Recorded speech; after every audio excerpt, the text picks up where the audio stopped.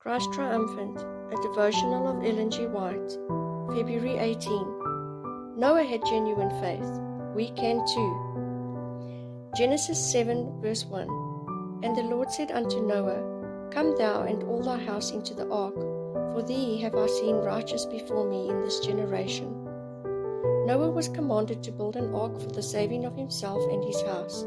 It is stated, Noah have I found righteous before me in this generation. And it is also stated that Noah walked with God.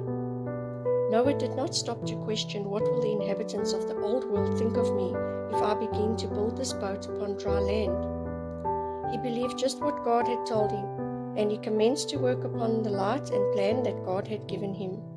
He had to employ many carpenters to help him in this great work of building, and there were many of these who were believers at that time.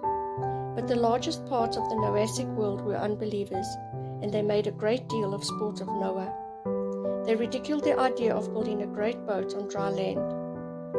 The surface of the earth was very much as it was when God created it, although some changes had taken place. They looked at the lofty trees and the wonderful things that God had made in nature and said, It is impossible that God shall destroy these things. The sight of their eyes and their senses made a greater impression upon the inhabitants of the Noahic world than the message from heaven. And Noah stood there in his faithful integrity as a witness to that generation. Abel, Enoch, and Noah were representative men in that age to the inhabitants of the old world. Everyone had had their test upon the law of God. Would they obey God? Would they do just as He told them to do? Or would they disobey and realize the results? If Noah had been like many in our day who say, Believe, believe, all you have to do is believe, then he would not have condemned the world. But Noah had that genuine faith that works.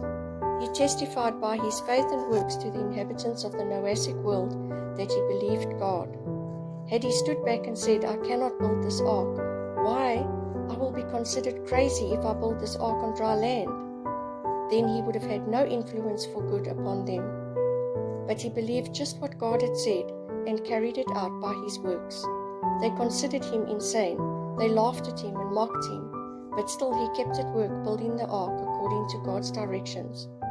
When the last message of Noah was given to that degenerate age, as he stood before the people giving his warning, they turned from him to ridicule him. They had listened to the prayers of Noah that had ascended day after day in their behalf, and with his heart drawn out for them, he delivered his last message to them.